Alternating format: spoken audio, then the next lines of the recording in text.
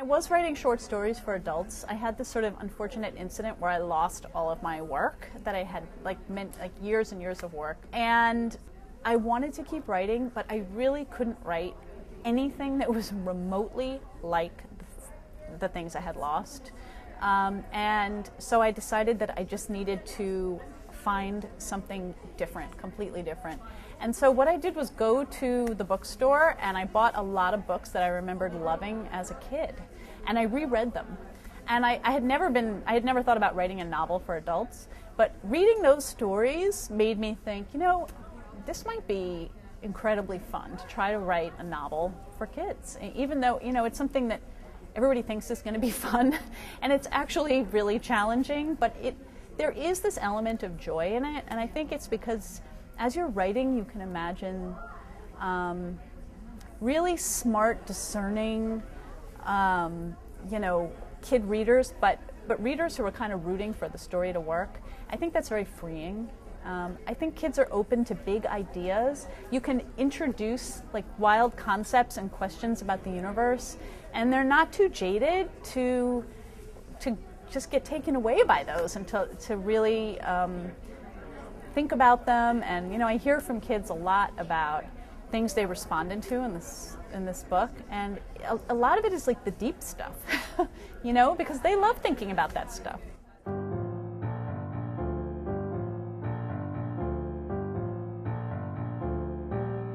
Even though sad things happen in the book, there's also this basic premise of hope and kind of mystery. And, I love that kind of story. I do think that some people think it's, I think that some people think it's necessary to have an element of hope or this sort of premise of hope in children's books. I'm not sure that's entirely true, actually. I loved really dark stuff when I was a kid. I liked really hopeless urban stories, and I also loved A Wrinkle in Time and all kinds of, fantasy, but I really liked finding out about how the world worked, and I think those books are great too. I don't think that children's books need to be all sort of blooming flowers and it's okay, I really don't. These happen to be the kind of books maybe that I write. I do like to leave things with sort of an open, okay feeling in the room, but I don't think it's 100% necessary at all.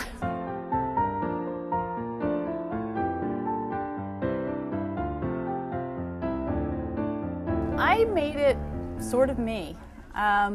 It came very naturally, and I hadn't done it before, and so I thought, I'll just go with this and see what happens. It may be that it doesn't work, because sometimes I think when you write too closely to yourself, you can lose some perspective about what's important to the story and what you just happen to remember and maybe think is fun, but it's not really interesting enough or valuable enough to belong in the book. And I thought if I lost perspective and it was just getting bogged down, that then I would try to move a little bit to one side or toward a different kind of character. But I tried to be really conscious of not putting in a lot of extraneous material, and I think that helped me to keep the story really focused. And so then I got to keep the voice, which was great, because it was really fun to write and kind of freeing. And it's a gift when you can write about yourself at a younger age, because you get to, it's like communicating, and with your reader. And I think that's a lot of why writers write, it's to communicate and to say something about who you are or what you think about the world, and then, to maybe get some response about whether that resonates with other people.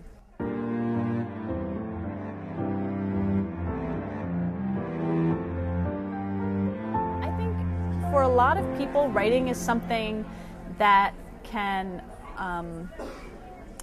grow, while they're doing something else. And I think a lot of the time it's good to have the structure of other work, both for financial reasons, because it's not the most lucrative career, but also just for life reasons, just in terms of having a structure and a community, and the feeling of progress that on a day-to-day level, maybe, that you don't get from writing, because you might spend 3 years writing a book before anybody sees it.